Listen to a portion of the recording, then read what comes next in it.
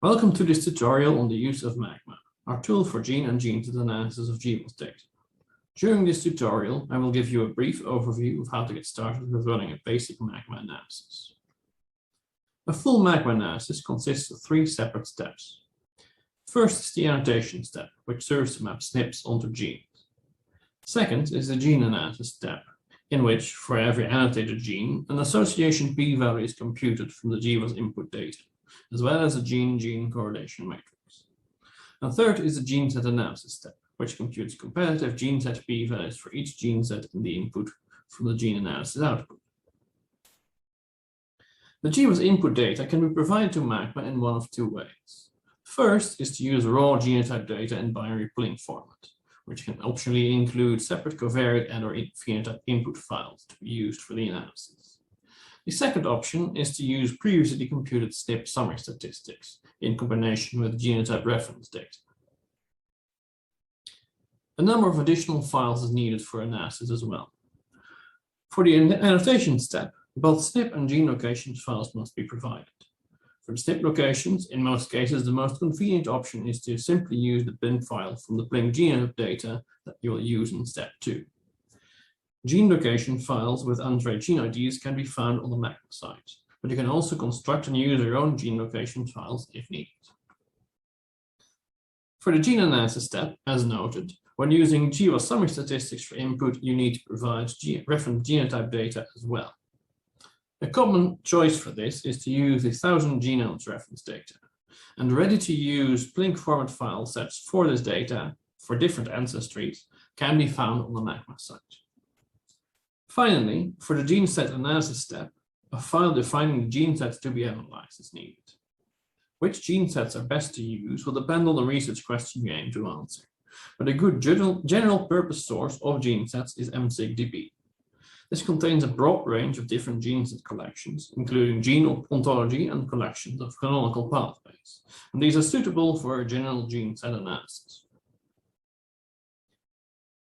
The MAGMA program itself, alongside documentation and auxiliary files, can be found on the MAGMA site shown on screen. MAGMA is a command line program and does not need to be installed.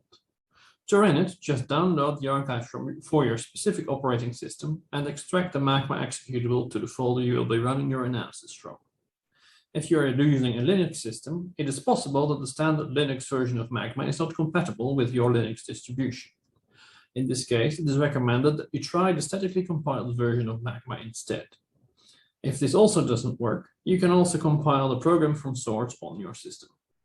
To do so, simply download and unzip the source code archive and run the make command shown on screen. This will create a MAGMA executable binary for your system, which can be used in the same way as the precompiled versions.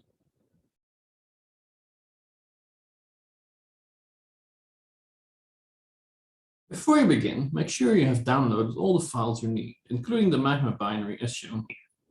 You are now ready to run the annotation step, which will create a file mapping SNPs to genes. To do so, we will use the following command.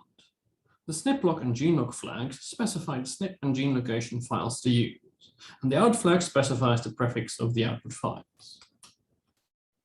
This will produce the annotation file, as well as a corresponding log file you can use for later reference. By default, the annotation will map SNPs to a gene if they fall inside the transcription region of that gene, as defined by the gene location file. However, you can use the window modifier for the annotate flag, shown here, to additionally include SNPs within the specified distances in kilobases upstream and downstream of the transcription region. Generally, using your PLINK bin file for the SNP locations will be most convenient, but you can use a different file as well. In this case, you need a plain text file with no header and with 3 columns, SNP ID, chromosome, and base pair position in that order, as shown here. Similarly, you can create and use your own gene location files as well as needed. These should have the same format as the first 4 columns in the gene location files provided on the MAGMA site and as shown on screen here as well. Gene ID, chromosome, and transcription start and stop site in that order. The 5th column, containing the strand alignment of the gene, is only required when you are annotating using an asymmetric window around the gene. For the annotation step, Two things are crucial when selecting the input files. First, both the SNP and gene location files must be in reference to the same human genome build. As such, always use SNP locations from files for which you are certain of the build. Note, however, that SNP locations are only used during this annotation step, so SNP locations in the GWAS input files for the later gene analysis step are not used. Second, the SNP and gene IDs used in these location files need to be of the same type as those used in the input files in the later analysis steps. As such, if, for example, you have gene definition files that use ensemble gene IDs, you should use a gene location file with ensemble IDs in this step as well.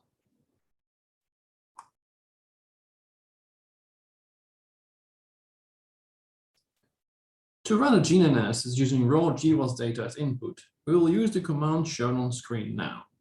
The bfile flag is used to specify the file prefix of the Plink dataset, while the optional covar flag specifies a file with covariates we want to include. By default, all the covariates in the file will be used, but it is possible to have MAGMA include only a subset of those as well. With the gene anode flag, we specify the SNP to gene mapping file we created in the previous step. The runtime of gene analysis in MAGMA will depend on both the sample size and the number of SNPs included in the analysis. The dataset I'm using for this demonstration is very small, and so the analysis completes very quickly, but for large modern datasets it will take rather longer. However, a batch mode is available that can split the analysis into smaller pieces, which can then be run in parallel. Moreover, if you only need gene analysis output and are not planning to perform any genes as analysis, you can use the genes only flag to omit computing the gene-gene correlation matrix.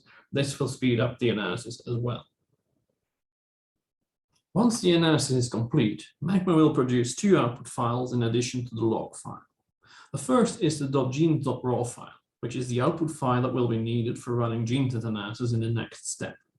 The second is the .genes.out file. This is the main results file for the gene analysis. The exact columns included in this file can vary somewhat depending on the analysis settings, but it will look very similar to the file shown here. Note that the gene p-values provided in the output here are raw p-values, and you will still need to apply any multiple testing correction yourself. Running gene analysis with GWAS summary statistics is done in a very similar way, and it requires an input file of the kind I'm showing on screen now. The only two columns that are required to be in your summary statistics file are the SNP ID column and the SNP p-value column, the first two columns in the file here.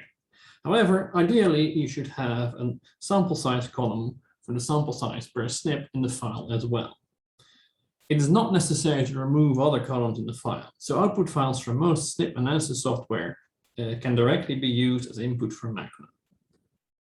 The command to run this analysis looks as follows. The bfile flag is now used to specify the reference genotype data, and the pval flag is used for the summary statistics file. With the use modifier, you can tell MAGMA which columns contain the SNP ID and p-value, in that order, and the encol modifier defines the sample size column. As with the raw data analysis, the runtime for this type of gene analysis will vary depending on the data and settings you're using. As before, the batch mode and genes only setting can be used to reduce the total time needed for the analysis. Finally, if you have no sample size column available for your summary statistics, the global sample size for the data can be specified instead, with the n modifier for the p-val flag, as highlighted on screen now. In addition to those demonstrated now, there are various other options available for the MAGMA gene analysis.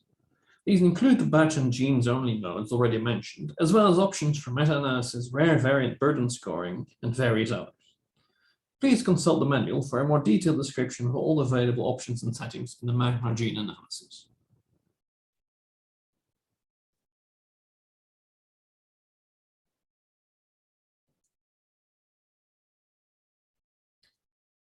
With the gene analysis complete, we are now ready to run the gene set analysis. To do so, we also need our gene set definition file, which should be formatted like this. In this file, each line defines a separate gene set. The first value on the line is the name of the gene set, and this is followed by a white space separated list of gene IDs mapped to that set. In the example here, we are using Entree gene IDs, but as stated before, any type of gene ID is permissible. To actually run the analysis, we will use this command. The gene results flag is used to specify the .genes.results file that we obtained in the previous step, with the set anode flag specifying the gene set definition file to use. The gene set analysis will usually be very quick, regardless of the input data, since it doesn't depend on the sample size of the GWAS data. The main output file produced by the analysis is the one with the .gsa.out suffix, which looks like this. Note that each gene set is analyzed separately, and that the p-value for each of the gene sets is therefore independent of which other sets were analyzed in the same MAGMA run. As in the gene analysis, the p-values here are raw p-values, and thus still need to be corrected for multiple testing. However, if there are any gene sets that are significant after Bonferroni correction for the total number of gene sets in the input, an additional .gsa.sets.genes.out file will be created. For each of the significant gene sets, this file shows the gene analysis results for all the genes in that set, which can be useful for further interpretation of significant results. The gene set analysis we performed now is just a basic competitive gene set analysis, but MAGMA allows for a number of more complex analyses as well. This includes analyses of continuous gene level information, such as, for example, tissue-specific gene expression levels, joint and conditional analysis models, which allow for correction of gene set associations for the effects of overlapping gene sets, and gene set interaction analysis, to test whether genetic associations are due to specific combinations of gene sets rather than individual sets. This concludes this MAGMA tutorial. More information on the different analyses offered by MAGMA can be found in the MAGMA manual and in the various MAGMA publications. See our website for more details. You can also always contact me by email should you have any questions or run into any issues when using MAGMA.